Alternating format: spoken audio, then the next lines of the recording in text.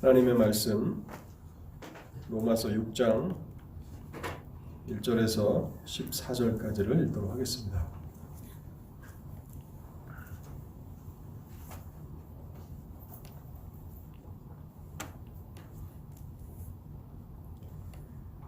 그런즉 우리가 무슨 말을 하리요? 은혜를 더하게 하려고 죄에 거하겠느냐? 그럴 수 없느니라. 죄에 대하여 죽은 우리가 어찌 그 가운데 더 살리요? 무릇 그리스도 예수와 합하여 세례를 받은 우리는 그의 죽으심과 합하여 세례를 받은 줄을 알지 못하느냐? 그러므로 우리가 그의 죽으심과 합하여 세례를 받음으로 그와 함께 장사되었나니 이는 아버지의 영광으로 말미암아 그리스도를 죽은 자 가운데서 살리심과 같이 우리로 또한 새 생명 가운데서 행하게 하려 함이라. 만일 우리가 그의 죽으심과 같은 모양으로 연합한 자가 되었으면 또한 그의 부활과 같은 모양으로 연합한 자도 되리라. 우리가 알거니와 우리의 옛사람이 예수와 함께 십자가에 못 박힌 것은 죄의 몸이 죽어 다시는 우리가 죄에게 종노릇하지 아니하려 함이니 이는 죽은 자가 죄에서 벗어나 의롭다 하심을 얻었음이라. 만일 우리가 그리스도와 함께 죽었으면 또한 그와 함께 살 줄을 믿노니 이는 그리스도께서 죽은 자 가운데서 살아나셨음에 다시 죽지 아니하시고 사망이 다시 그를 주장하지 못할 줄을 알미로라. 그가 죽으심은 죄에 대하여 단번에 죽으심이요 그가 살아계심은 하나님께 대하여 살아계심이니 이와 같이 너희도 너희 자신을 죄에 대하여는 죽은 자요 그리스도 예수 안에서 하나님께 대하여는 살아있는 자로 여길지어다. 그러므로 너희는 죄가 너희 죽을 몸을 지배하지 못하게 하여 몸의 사욕에 순종하지 말고 또한 너희 지체를 불의의 무기로 죄에게 내주지 말고 오직 너희 자신을 죽은 자 가운데서 다시 살아난 자같이 하나님께 드리며 너희 지체를 의의 무기로 하나님께 드리라. 죄가 너희를 주장하지 못하리니 이는 너희가 법 아래 있지 아니하고 은혜 아래에 있음이라. 아멘. 우리 설교를 위해서 잠시 기도하겠습니다.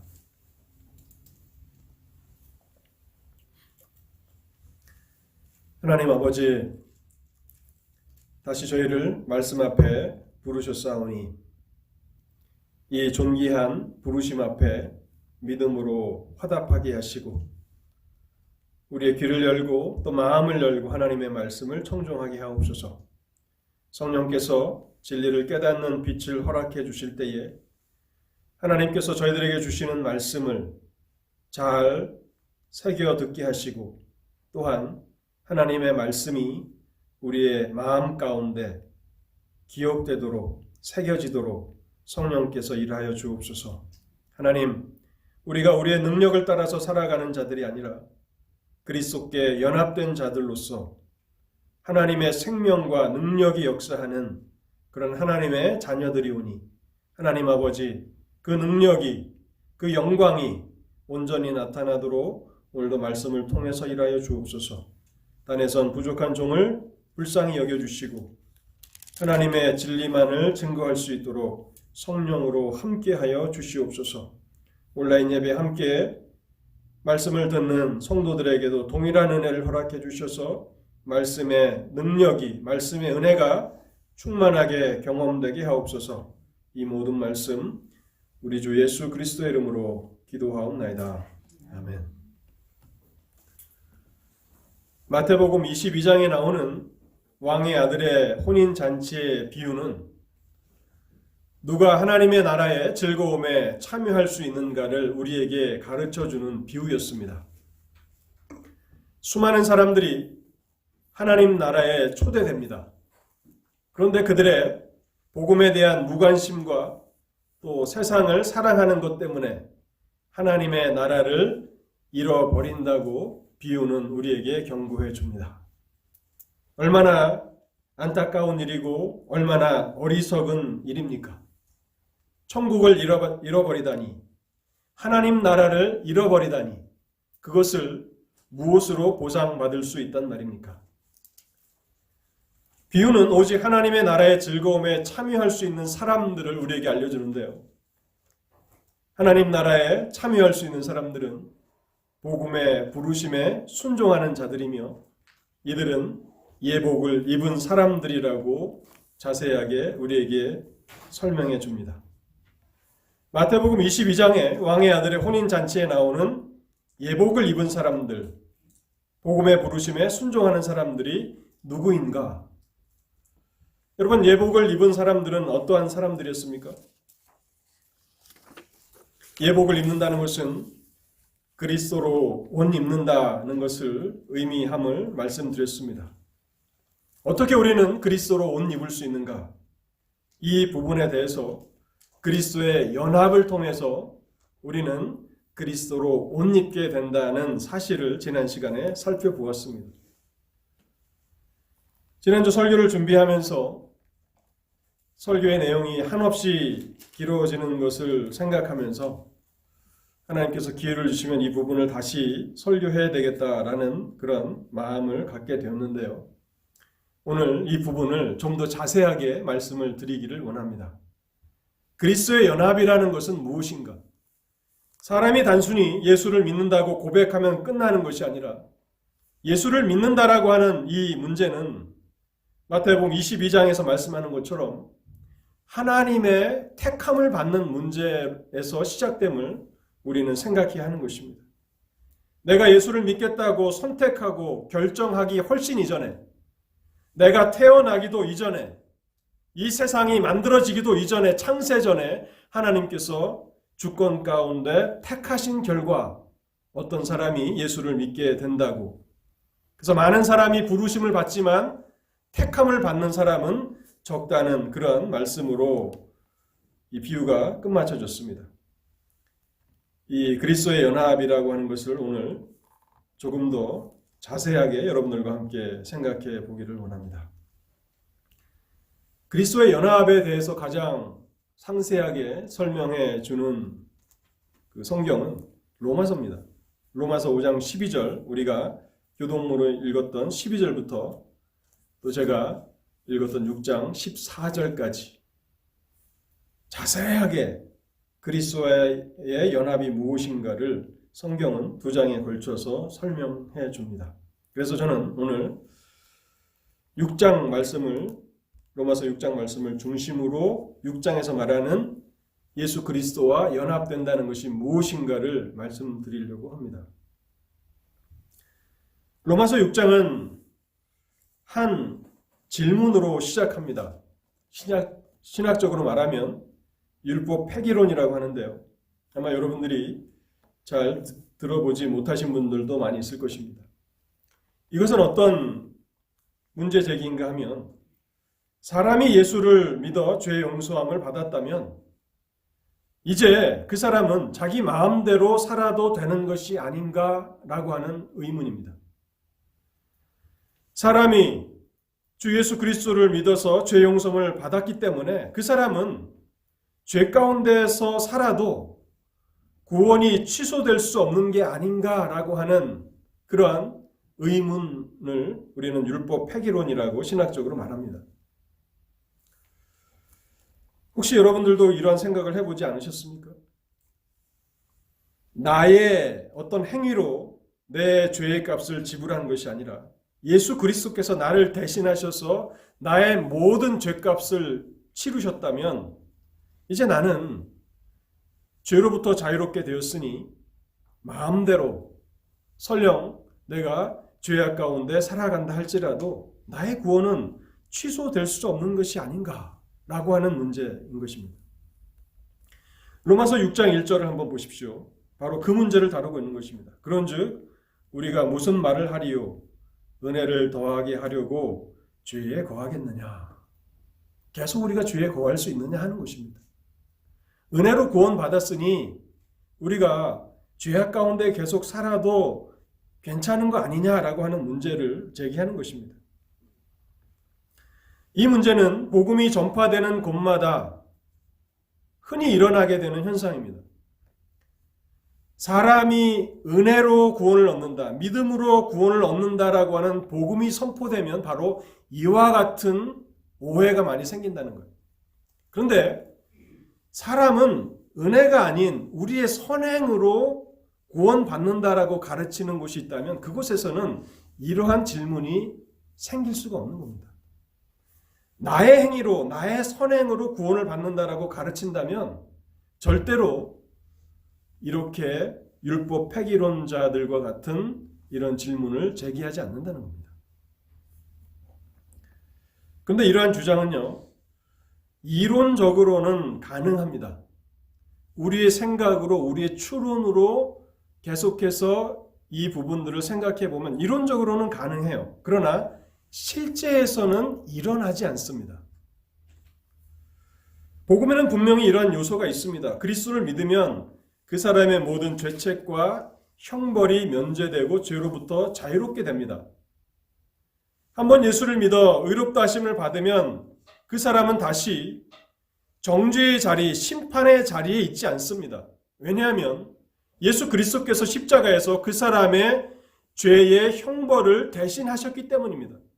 갈라디아 3장 13절에 그리스도께서 우리를 위하여 저주를 받은 바 되사 율법의 저주에서 우리를 속량하셨으니, 예수 그리스도께서, 하나님의 아들께서 우리를 위해서 대신 죄의 저주를 받으셨고 우리를 속량하셨다, 우리의 죄값을 지불하셨다라고 말씀하셨기 때문에 복음에는 이러한 요소가 있는 것입니다. 그런데요, 실제로 예수를 믿고 실제로 믿음으로 의롭다 하심을 받게 된다면 그 사람은 죄에 계속 머물러 살지는 않는다는 것입니다. 이론적으로는 가능하다, 우리의 생각으로는 가능하다라고 우리가 생각할 수 있지만 실제에서는 일어나지 않는다는 것입니다. 물론 이 죄에 거한다, 죄 가운데 산다라고 하는 그것이 한 번도 죄를 짓지 않는다, 그런 말은 아닙니다. 믿음으로 의롭다 하심 받은 사람들도 때때로 넘어져서 죄를 범하기도 합니다. 여기 죄에 거한다 라고 하는 이 말은 습관적으로 죄를 행한다, 계속 죄 가운데 머물러 있다라고 하는 그런 의미입니다. 자, 6장 1절에서 율법 폐기론자들, 예수를 믿어 의롭다 하심을 받으면 이제 마음껏 살아도 되는 것이 아닌가라고 하는 의문을 제기하는 자들에게 로마서는 6장 2절에서 이렇게 답변합니다. 그럴 수 없느니라. 그럴 수 없느니라. 죄에 대하여 죽은 우리가 어찌 그 가운데 더 살리요. 여기 그럴 수 없느니라 라고 하는 이 말은요, 킹 제임스 성경에 보면 하나님께서 금하시느니라, God forbid 라고 하는 말로 번역되어 있습니다. 그러니까 개역 성경은 굉장히 본문의 의미를 부드럽게 약하게 번역해 놓은 거예요. 헬라어, 원문에 있는 헬라어는 메게노이트라고 하는 말인데 절대로 그렇지 않다라고 하는 말입니다. 그래서 뉴킹 제임스에서는 certainly not, 절대로 그럴 수 없느니라 라고 못 박아서 말하고 있는 것입니다. 믿음으로 의롭다 하심을 받은 사람은 절대 그 사람의 구원이 취소되거나 다시 정죄의 자리에 떨어지지 않는 것을 알지만 그 사람은 죄 가운데 살아가지 않는다는 것입니다. 절대로 그렇지 않다는 것입니다. 왜 그런가? 왜 믿음으로 의롭다 하심을 받은 사람들은 더 이상 죄 가운데 살아가지 않는가? 거기에 대해서 로마서는 그리스도와의 연합이라고 하는 것을 설명해 주면서 답변을 주는 것입니다. 그래서 오늘 이 그리스도의 연합을 우리가 생각해 봐야 되는데요. 이것은 무슨 새로운 그런 교리인가라고 생각하겠지만 그렇지 않습니다. 예수를 믿는다는 것이 무엇인가? 예수를 믿는다라고 하는 것은 그리스도와 연합되는 것입니다. 그래서 이것은 가장 기초적인, 교회에 나와서 예수를 믿는다고 고백하고 또 누군가에게 예수를 믿으십시오라고 얘기할 때 그 말이 어떠한 것을 의미하는가, 가장 기본적인 의미라는 것입니다. 그리스도의 연합을 두 가지로 나눠서 말씀드리겠는데요. 첫 번째는요, 예수 그리스도와 연합된다는 것. 어떤 사람이 예수를 믿어 그리스도와 연합된다는 것은 첫 번째로 죄에 대해서 죽는 것입니다. 죄에 대해서 죽는 것입니다. 6장 2절 말씀을 제가 다시 한번 읽어보겠습니다. 그럴 수 없느니라 죄에 대하여 죽은 우리가. 여기 우리는 예수를 믿는다고 고백하는 그리스도인들입니다. 죄에 대하여 죽었다고 말하고 있습니다. 근데 우리가 이 죽었다라고 하는 동사의 시제를 잘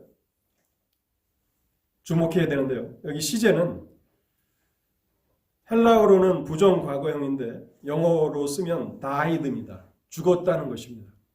죽었다는 것입니다. 현재형이 아니라 과거형입니다. 죄에 대하여 이미 죽은 우리가. 그래서 이 원문을 살려서 번역을 한다면 이미라고 하는 말을, 그 부사를 넣으면 그 헬라어의 원래 의미가 잘 살아날 것 같아요. 죄에 대하여 이미 죽은 우리가. 이미 죽은 겁니다. 과거에 이미 죽은 겁니다.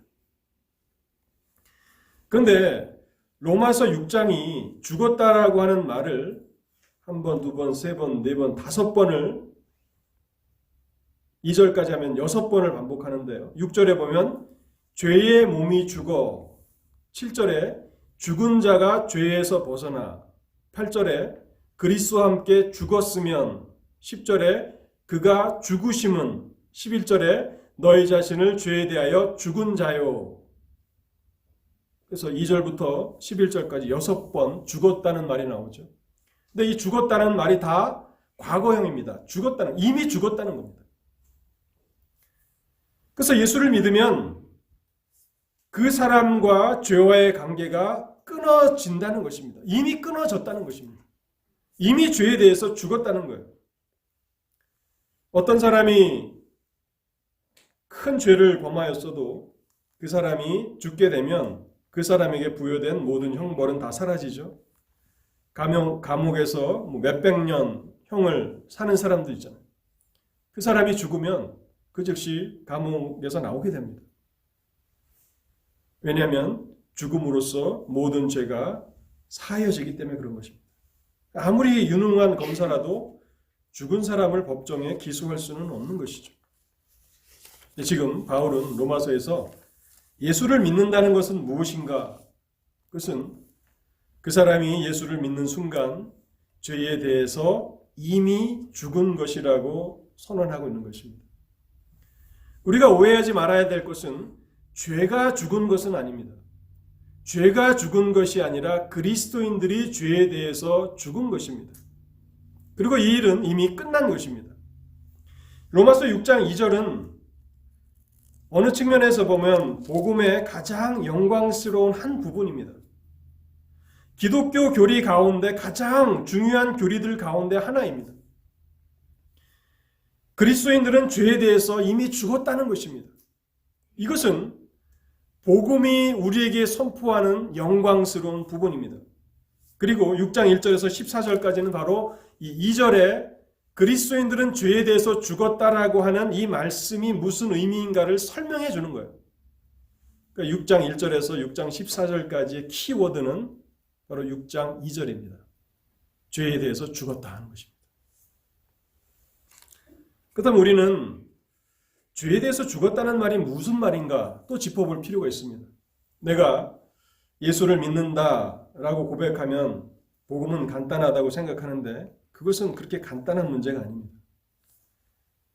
그리스도와 연합된다는 것이고 또 그리스도의 연합을 설교할 때 제가 결코 오늘 이 한 편의 설교로 그리스도의 연합을 다 말씀드릴 수 없습니다. 그만큼 예수를 믿는다라고 하는 것은 말은 간단하지만 많은 의미가 내포하고 있는 것인데요. 그렇다면 죄에 대해서 죽었다는 말은 무슨 말인가? 죄에 대해서 그리스도인들은 이미 죽었다라고 하는 말은 무슨 말인가? 많은 해석들이 있습니다. 그 중에 두 가지만 소개해드리겠습니다. 첫 번째는요. 완전주의자들이라고 불리는 사람들이 해석하는 것인데요. 그리스도인은 죄의 영향력과 세력과 죄를 사랑하는 마음에 있어서 완전히 죽었다라고 해석합니다. 그 완전주의를 추구하는 사람들이죠. 그리스도인들은 예수를 믿어 믿음으로 의롭다 하심을 받으면 한 번도 넘어지거나 죄를 짓지도 않는다. 완전하다라고 말하는 사람들이 있습니다. 그 사람들은 죄를 사랑하는 마음에 있어서까지 완전히 죽었다고 말하고요. 또 오늘날 굉장히 보편적인 로마서 6장 2절을 해석하는 가장 보편적인 해석일 겁니다. 그것은 어떤 해석인가 하면 그리스도인은 죄책과 형벌에 대해서 죽었다라고 해석하는 것입니다. 예수를 믿으면 죄의 책임과 형벌에서 면제되지 않습니까? 여기 죄에 대해서 죽었다, 이미 죽었다라고 말하는 것은 죄의 책임과 형벌에서 자유롭게 되었다라고 해석하는 것입니다. 그런데 첫 번째 완전주의자들의 견해는 너무 지나치게 나아간 것이고 또 굉장히 일반적인 죄의 책임과 형벌에 대해서 죽었다라고 하는 것은 로마서 5장 12절부터 6장 14절까지 말하고 있는 내용들을 너무나 많이 놓쳐버리는 것입니다. 너무 간단하게만 얘기하는 것입니다. 고기를 잡을 때 그물이 너무 크면 그 그물망 사이로 고기들이 다 빠져나가지 않습니까? 많은 것을 건져낸 것 같은데 이렇게 물 위로 올려놓으면 고기들이 다 빠져나가고 남은 게 없어요. 마치 그런 꼴입니다.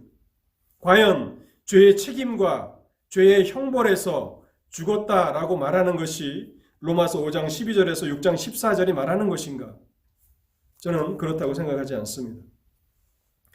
우리가 성경을 해석해 나갈 때에 굉장히 중요한 원리를 하나 배워야 하는데요. 그것은 이미 내가 가지고 있는 어떤 선입관이 있지 않습니까? 내 생각을 억지로 성경 구절에 끼워 넣어서 성경을 해석하려고 하는 것입니다.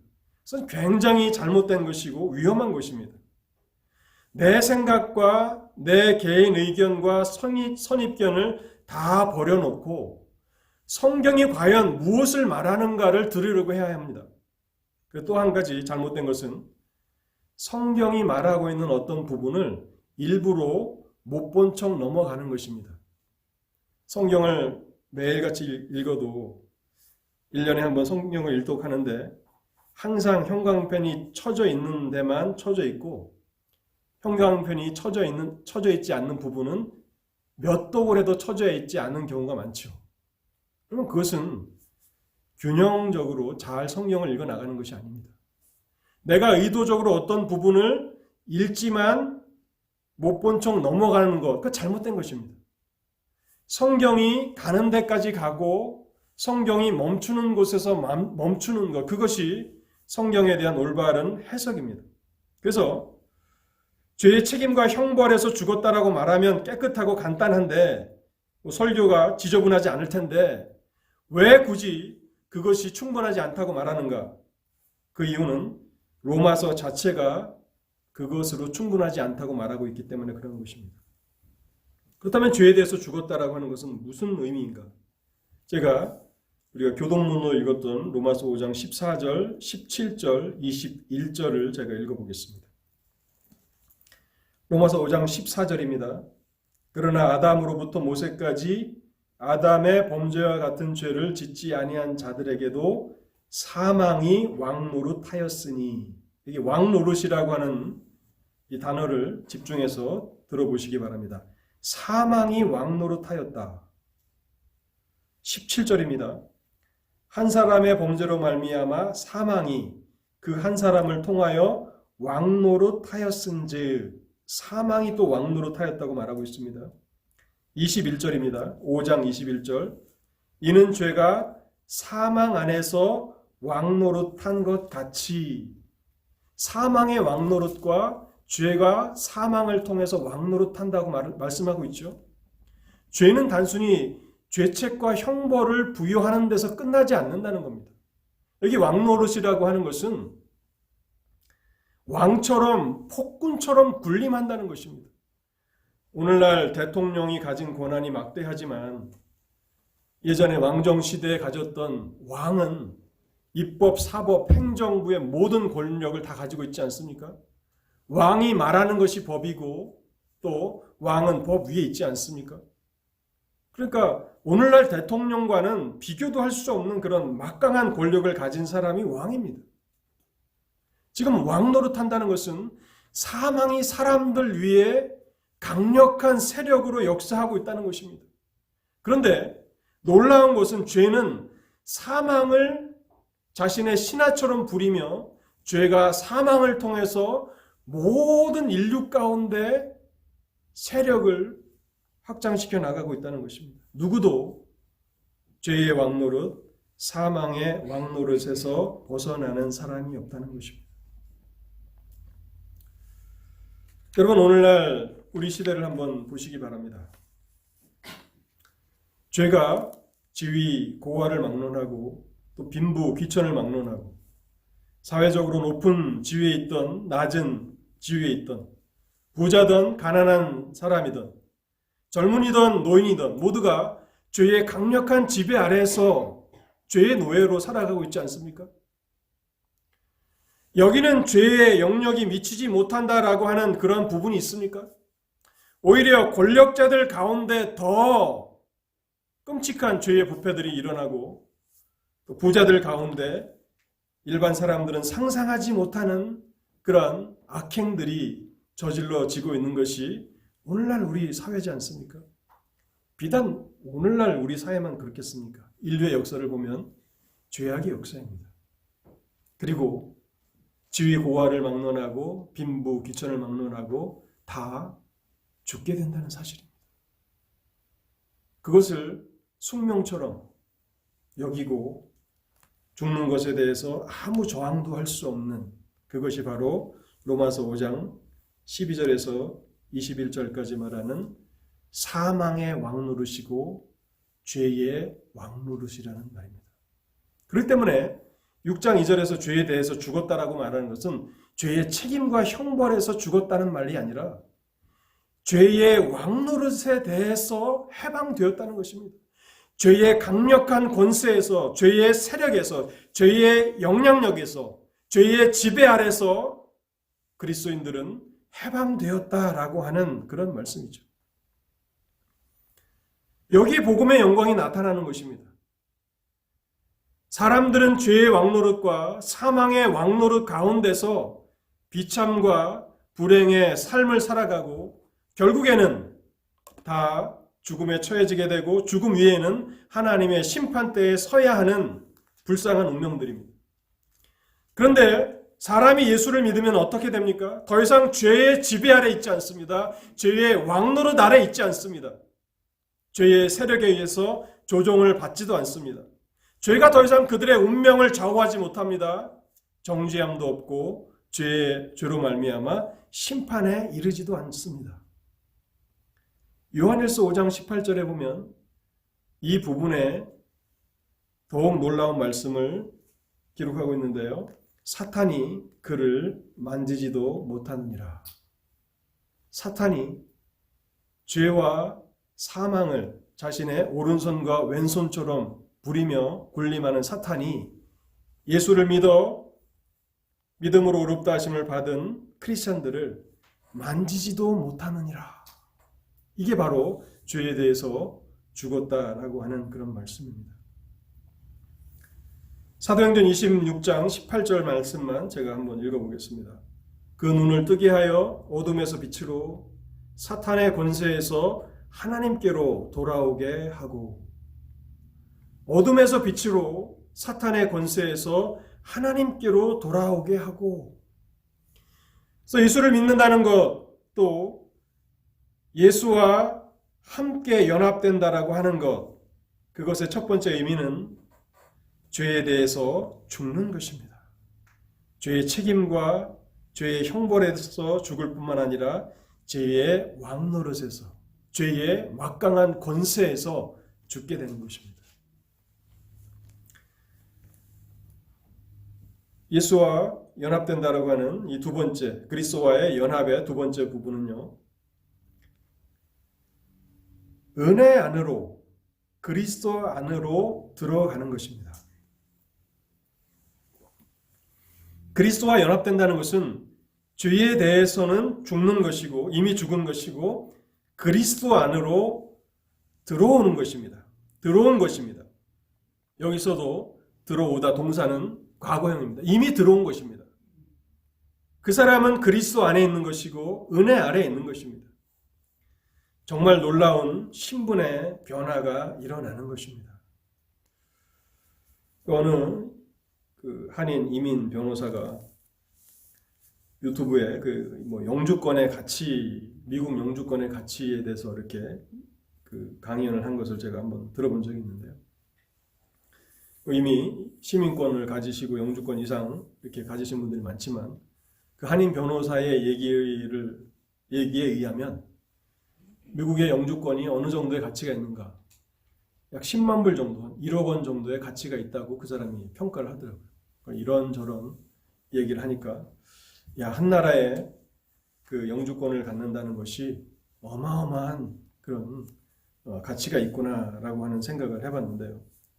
저도 그 정도까지 되리라고 생각하진 않았는데 법률가니까 논리적으로 여러 근거에 기초해서 그렇게 산출을 했겠죠. 그 사람의 말로는 10만 불 정도, 1억 원 정도의 가치가 있는 것이다. 지금 우리는 그리스도와 연합된다라고 하는 것, 예수를 믿는다라고 하는 것이 얼마나 놀라운 가치인가를 생각해 보는 것입니다.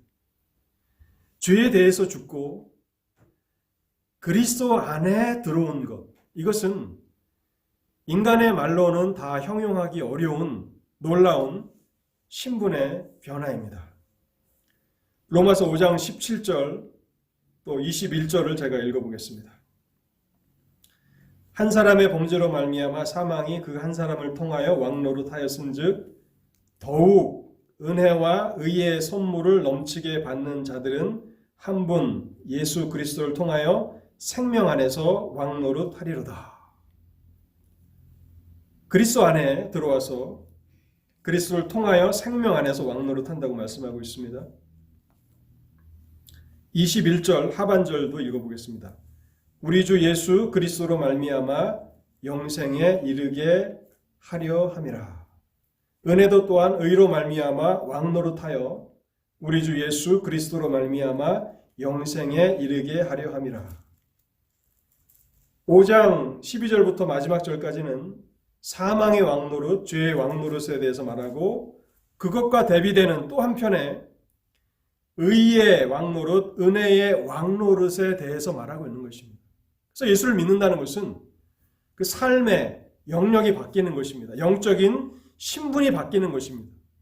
죄의 왕노릇 안에서 살아갔던 자들이 죄와의 관계를 죽음으로써 끊고 그리스도 안으로, 은혜 안으로 들어와 거기서 새로운 생명을 사는 것, 그것이 예수를 믿는다라고 하는 의미라고 로마서 5장과 6장은 우리에게 설명하고 있는 것입니다. 이 부분을 로마서 6장 3절은 이렇게 설명하는데요. 무릇 그리스도 예수와 합하여 세례를 받은 우리는, 지금 2절에서의 우리와 3절에서 우리라고 하는 단어의 묘사가 극적인 반전을 이루죠. 2절에서는 죄에 대해서 이미 죽은 우리, 그래서 그리스도인이란 누구인가? 죄에 대해서 이미 죽은 사람들이다 라고 설명을 하고 있고, 6장 3절에서는 그리스도 예수와 합하여 세례를 받은 사람들이다. 세례를 받은 우리. 그러니까 그리스도 안에 들어와 있는 사람들, 은혜의 왕노릇 안에 들어와 있는 사람들이 바로 그리스도인들이다 라고 설명하고 있는 것입니다. 그런데 제가 이 부분을 설명하면서 한 가지 난제를 짚고 넘어가야 합니다. 이 6장 3절을 예수 그리스도와 연합이라고 해석하지 않는 사람들이 있습니다. 이 6장 3절에 보면 세례라고 하는 말이 두 번 나오죠. 개역성경에 보면 세례를 받은 줄을 알지 못하느냐. 그래서 6장 3절을 그리스도와의 연합으로 해석하지 않고 세례라고 그렇게 해석하는 사람들이 있습니다. 누굴까요? 로마 카톨릭이죠. 로마 카톨릭에서는 이 문맥에서는 우리가 5장 12절부터 6장 14절까지 오늘 예배 가운데 읽었지 않았습니까? 교동문으로 읽었고 또 제가 여러분들 위해서 읽어드리지 않았습니까? 이 문맥을 봤을 때 세례가 중간에 튀어나올 일이 없죠.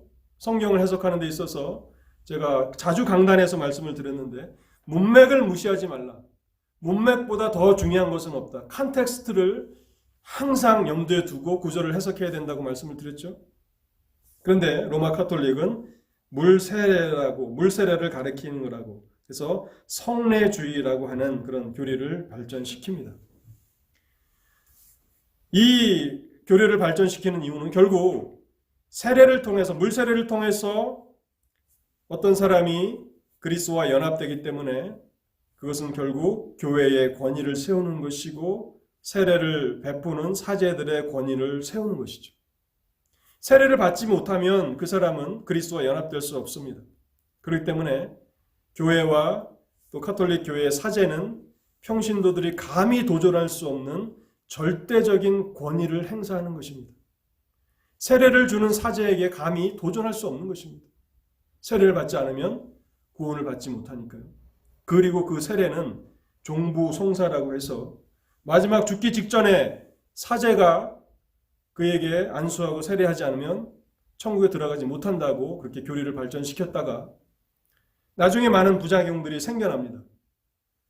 어떤 사람이 죽어가는데 사제가 가까이 없습니다. 멀리 떨어져 있습니다. 그러면 그 사람은 사제의 세례를, 안수기도를 받지 못하면 어떻게 됩니까? 지옥에 가니까 많은 문제가 생깁니다. 그래서 마지막 종부성사라고 하는 것은 카톨릭 교회에서 양보를 해서 카톨릭 교인이면 누군가가 옆에서 죽어가면 그 사람에게 사제를 대신해서 안수기도 할 수 있다. 그러면 그 사람은 천국 간다라고 하는 것이 카톨릭의 확고한 교리입니다.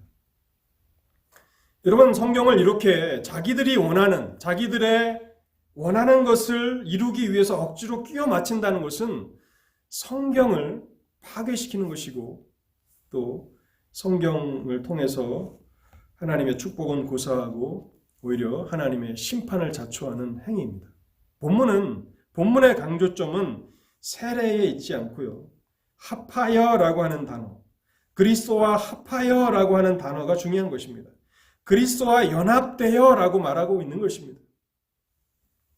여기 그리스도와 합하여라고 하는 이 말은 무엇인가 하면 사람이 예수를 믿으면 죄에 대해서는 죽고 그리스도와 합하게 된다는 것입니다. 그리스도와 연합되게 된다는 것인데 여기 합하여라고 하는 말은 그리스도께 접붙임을 받는다는 그런 의미입니다. 아마 젊은 학생들을 빼고서는 대부분 접붙임이 무엇인지를 잘 아시겠죠. 이 접붙임이라고 하는 것은 이 과실수에 주로 이렇게 하는 농사의 한 방법인데 사과나무나 배나무 또 포도나무 같은 그 과실나무들은 씨를 심는다고 해서 똑같이 그런 좋은 열매가 나는 것은 아닙니다. 그러니까 콩을 심으면 콩이 나고 팥을 심으면 팥이 나는데 과일에 사과 씨를 심는다고 해서 내가 먹었던 그 맛있는 사과 열매가 열리는 게 아닙니다. 열릴 수도 있고 열리지 않을 수도 있는 것입니다. 그래서 이 과일을 재배하는 농부들은 접붙이기를 하는 것입니다. 어떤 나무가 기대를 하고 좋은 열매를 맺을 걸로 기대했는데 상품성이 떨어지는 그런 열매를 맺게 됩니다. 그러면 그 나무의 가지를 잘라서 좋은 열매를 맺는 가지에다가 접붙이는 겁니다. 그러니까 이식시키는 거죠. 그러놓으면 그 가지가 놀랍게 아름다운 좋은 열매가 맺힌다는 거예요. 분명히 그 가지는 좋지 않은 사과를 맺는 나무의 가지인데 그 가지를 꺾어다가 좋은 사과 나무를 맺는 나무에다가 젖을 붙이면 그 가지에서 아름다운 맛있는 사과가 열린다는 거예요. 왜 그런가 하면 그 뿌리로부터 계속해서 영양분을 받아서 좋은 영양분을 받아서 가지에 공급되기 때문에 그런 좋은 열매가 맺히는 것입니다. 지금 예수를 믿는다는 것은 죄에 대해서 이미 죽은 것이고 그리고 그 사람이 그리스도와 연합된다는 것인데 그 연합은 그냥 둘을 이렇게 묶어놓는 그런 차원의 연합이 아니라 그리스도의 그 원가지에 접붙임을 받는 것처럼 생명과 생명의 연합이 이루어진다는 거예요. 그 결과는 무엇입니까? 이제 예수를 믿은 그 사람은 그 사람의 능력으로 살아가는 것이 아닙니다.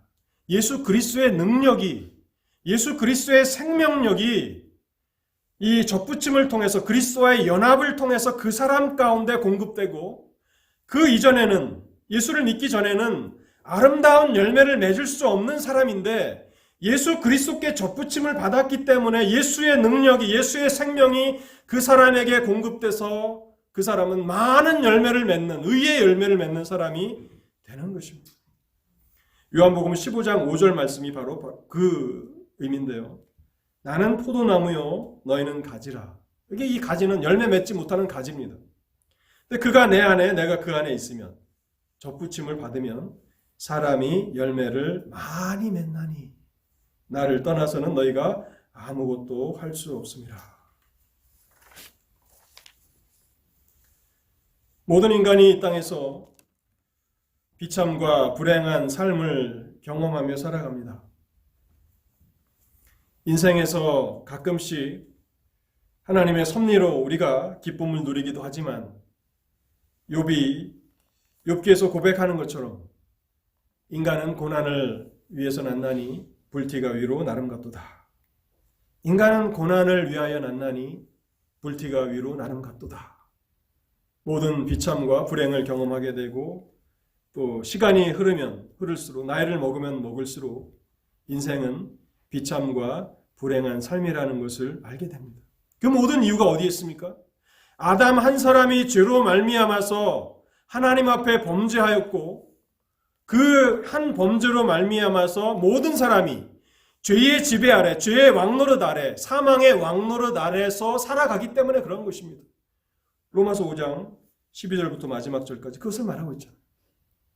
한 사람의 범죄로 죄가 왕노릇하게 되었고 사망이 왕노릇하게 되어서 모든 인간이 죽을 수밖에 없는 불행한 운명이 된 것입니다.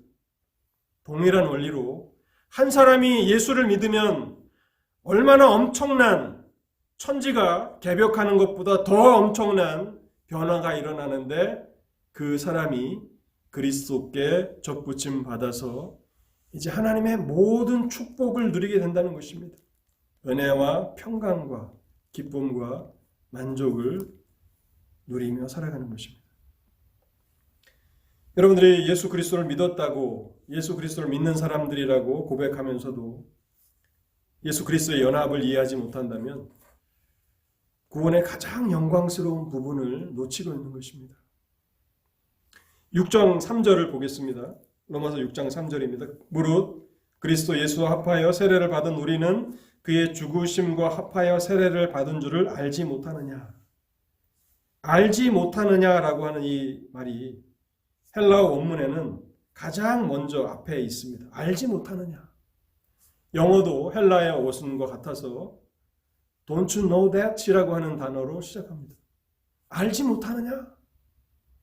예수를 믿는다는 것이 무엇인지 여러분들은 알고 있습니까? 라고 바울이 도전하는 것입니다.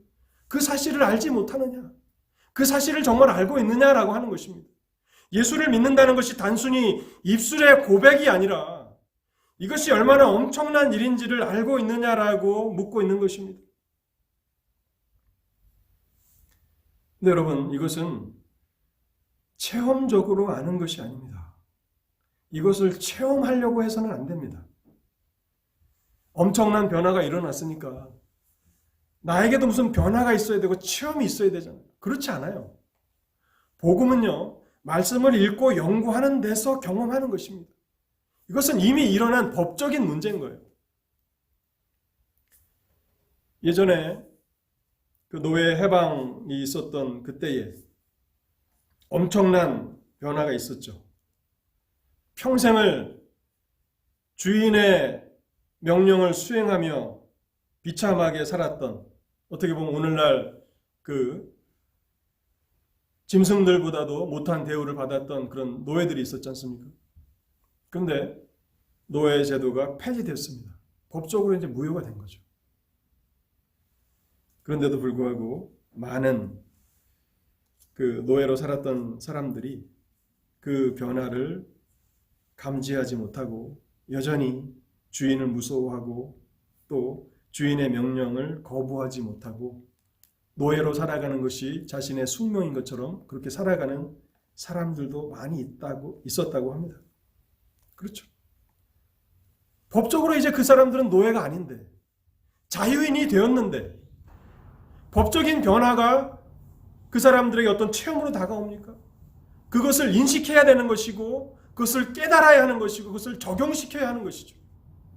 예수를 믿는다라고 하는 것은 어떤 놀라운 어떤 갑자기 우리의 몸에 전율이 일어나는 그런 변화가 있어서 내가 죄에서 죽었고 그리스도께 접붙임 됐다 그렇게 아는 것이 아닙니다. 성경의 말씀을 읽고 연구해 나가면서 우리의 신분이 어떻게 변화되었는지를 아는 것입니다. 이것은 법적인 문제인 것입니다. 이것을 사실로 받아들이고 확신해야 하는 것입니다. 이런 문제에 있어서 아브라함은 놀라운 모범이 됩니다. 하나님께서 99세 때 아브라함에게 나타나셨습니다. 자기의 나이가 100세고 이미 사라의 태도 끊어졌는데 하나님께서 무슨 말씀을 하십니까?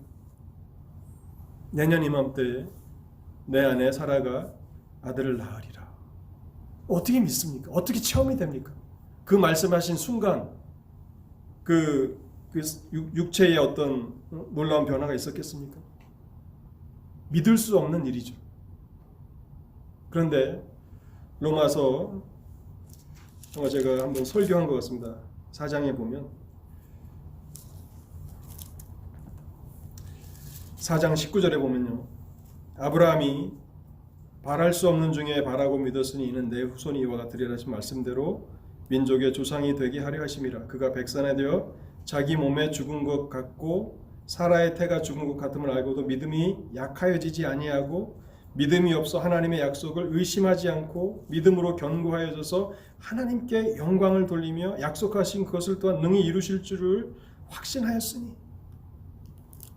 너무나 놀라워서 사실이라고 받아들이기 어려운 이 엄청난 사실을 가지고 아브라함은 믿음으로 사투를 벌인 것입니다. 믿음이 약하여지지 않고 그래서 하나님의 약속을 의심치 않고 그것을 붙들었다고 말하고 있는 것입니다. 성경이 말씀하고 있으니 하나님의 말씀인 로마서가 말씀하고 있으니 이것이 사실이라는 것을 우리가 진리로 받아들이고 아브라함처럼 믿음이 약하여져서 의심해서는 안 된다는 것입니다. 내가 그리스도와 연합되었으므로 이제 그리스도에게 접붙임 받았기 때문에 그리스도 안에 있는 모든 것은 나의 것이 되는 것입니다. 고린도전서 1장 30절에 너희는 하나님께로부터 나서 그리스도 예수 안에 있고 예수는 하나님께로부터 나와서 우리에게 지혜와 의로움과 거룩함과 구원함이 되셨으니. 어떻게 사람이 그리스도로 옷 입을 수 있는가? 그것은 예수 그리스도와 연합됨으로 그리스도로 옷 입을 수 있습니다. 그리스도로 연합될 때에 고린도전서 1장 30절을 여러분 다 암송하실 수 있기를 바랍니다. 너희는 하나님께로부터 나서 그리스도 예수 안에 있고 예수는 하나님께로 나와서 우리에게 지혜와 의로움과 거룩함과 구원함이 되셨으니. 그리스도의 완전하신 의로움은 곧 나의 것이 되는 것입니다. 내가 그리스도께 접붙임 받았기 때문에 우리에게는 하나님 앞에 내세울 아무런 의로움이 없습니다. 그런데 내가 예수를 믿는 순간 죄에 대해서는 죽었고 또한 그리스도 안에 들어왔고 은혜 안에 들어왔습니다. 그리스도 안에 접붙임 받았습니다. 그래서 그리스도의 것은 그리스도에게 속한 것은 다 나의 것입니다. 그리스도의 생명이 그리스도의 능력이 나에게 공급됩니다. 그래서 그리스도의 완전하신 의로움이 나의 것이 되어서 나는 그리스도로 옷 입은 사람이 되는 것입니다.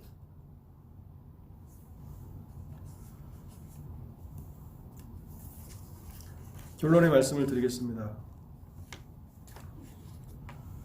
그리스도와의 이 연합은 얼마나 놀라운 것인지 1장 30절에 지혜와 의로움과 거룩함과 구속함이라고 말씀하고 있습니다. 단순히 의로움에서 끝나지 않습니다. 은혜의 왕노릇은 더욱 강력합니다. 죄의 왕노릇, 사망의 왕노릇, 그것을 피할 수 있는 자가 인류 가운데 한 사람도 없습니다. 전 세계를 제패했던 알렉산더도 젊은 나이에 죽지 않았습니까? 사망의 왕 노릇에 굴복할 수밖에 없었습니다. 그런데 은혜의 왕 노릇은 더 놀랍습니다. 그래서 우리에게 지혜가 될 뿐만 아니라 의로움이 될 뿐만 아니라 우리에게 거룩함이 되십니다. 그리스도와 접붙임 받은 사람들은 반드시 거룩함 가운데 나아가게 되고 구속함이라고 되어 있는 이 말씀은 예수를 처음 믿을 때의 그런 의롭다 하심이 아니라 마지막 구원의 단계는 영화죠. 영화. 글로리피케이션. 우리를 영화롭게 하신다는 겁니다. 왜? 내가 그리스도께 접붙임 받았기 때문에, 내가 그리스도 안에 있기 때문에. 저는 이 이메일을 쓸 때 마지막 인사로 그리스도 안에서 한상은 드림, 이렇게 보통 이렇게 이메일을 주고받으면 씁니다. In Christ. 영어로 하면 상은 한. 왜냐하면 그리스도 안에서라고 하는 이 말이 얼마나 놀랍고 영광스러운 것인가를 제가 공부를 통해서 성경을 연구하면서 깨달은 이후부터 저는 그렇게 그리스도 안에서 In Christ라는 말을 좋아합니다. 하나님께서 오늘 이 설교를 통해서 예수를 믿는 것이 무엇인지를, 그 영광이 얼마나 놀라운 것인지를 여러분 모두가 충만히 깨닫게 하시길 바라고, 그래서 그리스도 안에서 모든 기쁨과 평강과 또 위로와 만족과 영생을 풍성히 누리시는 여러분들 모두가 되실 수 있기를 바라고, 마지막 날 천국 잔치의 즐거움에 주 예수 그리스도로 옷 입은 사람들로 다 발견되실 수 있기를 주님의 이름으로 축원합니다. 같이 기도하겠습니다. 하나님, 오늘도 우리에게 진리의 말씀을 들려주시니 감사합니다. 예수를 믿는다라고 하는 것이 얼마나 놀라운 것인지, 그 깊이를, 그 높이를, 그 길이를, 넓이를 우리의 지성으로는 다 측량하기 어려운 그런 어마어마한 변화이며 은혜인 것을 생각합니다. 사랑하는 성도들에게 성령의 조명하심을 허락해 주실 때에 그리스도 안에 있는 그 행복이, 축복이 무엇인지를 온전히 알며 하나님 앞에 감사하게 하시고, 오늘 우리가 그리스도 안에 있는지 아니면 여전히 죄 아래 있는지 우리 자신들을 돌아보게 하여 주옵소서. 그리고 이 말씀을 통해서 그 영혼들을 인도하여 주시되 마지막 날 그리스도로 옷 입은 사람들로 발견되도록 하나님 이 말씀을 사용하셔서 그리스도 안으로 불러주시고 초청하여 주시기를 원합니다. 그래서 오늘 2021년 2월 21일 예배에 참석한 모든 자들, 또 이 말씀을 듣는 모든 자들, 마지막 날 천국잔치의 즐거움을 누리되 그리스도 안에서 합당한 자격을 갖추고 그 영생의 즐거움을 누리는 모든 사람들이 되도록 말씀을 사용하여 주시옵소서. 우리 주 예수 그리스도의 이름으로 기도하옵나이다. 아멘.